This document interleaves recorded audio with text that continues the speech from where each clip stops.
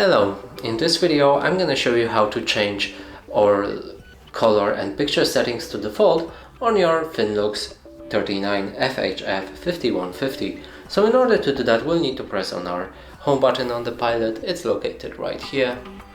Press on it, and now in order to navigate this menu, you'll need to press the arrow keys in the middle of it.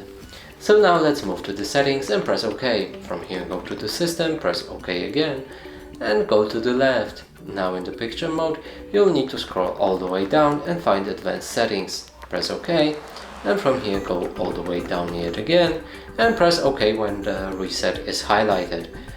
So now if we press it, there won't be any confirmation for this and all of our settings will be changed. So for example, let's change the skin tone and press reset. As you can see, it changed to the default.